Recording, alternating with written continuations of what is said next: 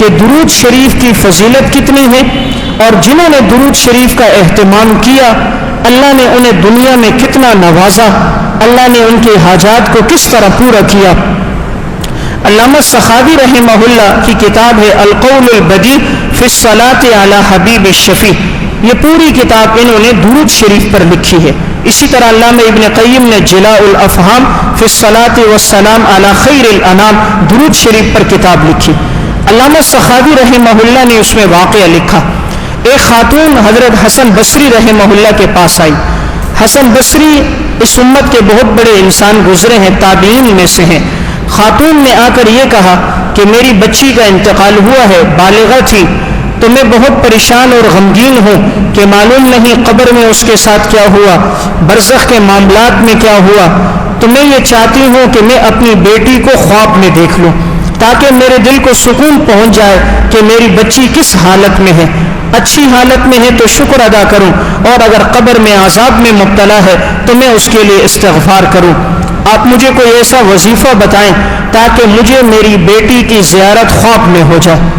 حسن بصری رحمہ اللہ نے فرمایا 4 رکعت نماز پڑھو اور ہر رکعت میں سورہ فاتحہ کے بعد سورہ تکاثر پڑھو، الہاکم التکاثر، یہ 30ویں سپارے میں مختصر ایک سورت ہے۔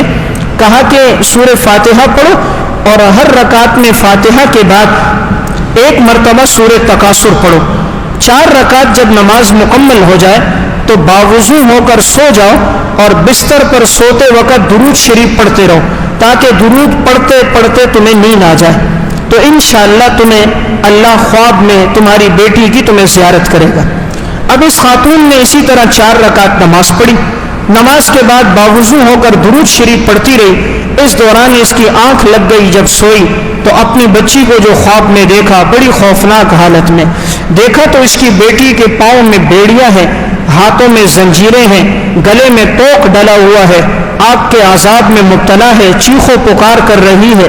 ماں نے جو اپنی اس بیٹی کو اس دردناک عذاب کی حالت میں دیکھا تو ایک دم آنکھ کھل گئی، رونے لگ گئی کہ میری بیٹی تو عذاب میں مبتلا ہے۔ اب اگلے دن حسن بصری رحمہ اللہ کے پاس گئی کہ میں نے تو بچی کو اس حالت میں دیکھا ہے، بتاؤ میں کیا کروں۔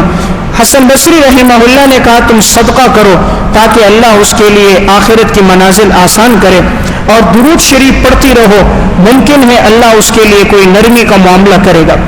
اب یہ خاتون چلی گئی، اس نے کچھ صدقہ بھی کیا، لیکن ایک رات گزری تھی کہ اگلی رات حسن بصری رحمہ اللہ نے خود خواب دیکھا۔ خواب میں دیکھتے ہیں کہ جنت ہے اور جنت کے اندر ایک لڑکی ہے اور ایک تخت پر بیٹھی ہوئی ہے، اور نور کا اس نے گویا لباس پہنا ہوا ہے، خوبصورت تاج اس کے سر پر ہے، اور ارد گرد روشنیاں ہی روشنیاں ہیں۔ تو حسن بصری رحمہ اللہ کی جو نگاہ اس پر پڑی تو اس کو پہچان نہ سکے کہ یہ کون ہے۔ اس لڑکی نے کہا تم نے مجھے پہچانا؟ کہا نہیں پہچانا۔ کہا میں تو اسی خاتون کی بیٹی ہوں۔ حسن بصری نے کہا کہ اس خاتون نے تو مجھے یہ کہا تھا کہ وہ بیڑیوں میں زنجیروں میں جکڑی ہوئی ہے، اور میں تو تمہیں دیکھ رہا ہوں کہ تم نور کے لباس میں ہو، خوبصورت تخت پہ بیٹھی ہو، آخر یہ تبدیلی کیسے آ گئی؟ اب تک عذاب میں تھی اور ایک دن کے بعد ایسے کس طرح ہو گیا؟ اس خاتون نے وجہ بتلائی۔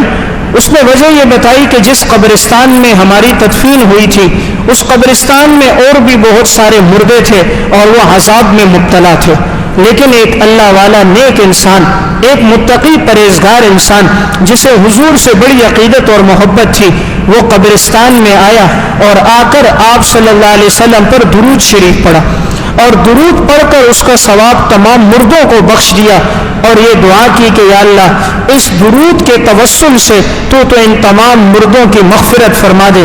کہا اللہ کو یہ پسند آیا، اس کے درود کی وجہ سے اللہ نے قبرستان کے تمام مردوں کی مغفرت کر دی۔ اس سے اندازہ ہوتا ہے درود شریف کتنا ایک عظیم الشان عمل ہے کہ اس درود کی وجہ سے اللہ نے قبرستان میں جتنے مردے تھے اللہ نے سب کی مغفرت کر دی۔ اس لیے ہم اپنے مردوں کو بھی ایصال ثواب کریں تو درود شریف پڑھ کے ایصال ثواب کریں، اپنی حاجات پریشانیوں میں بھی جب دعا کریں درود شریف پڑھ کے کریں۔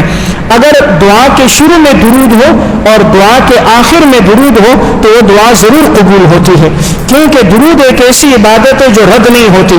تو جب اللہ شروع اور آخر کو قبول کرے گا تو اللہ کی رحمت سے بعید ہے کہ وہ درمیان کی بات کو رد کر دے۔ تو جب شروع اور آخر قبول ہوگا تو درمیان بھی قبول ہوگا، اس لیے اس کا اہتمام ہونا چاہیے۔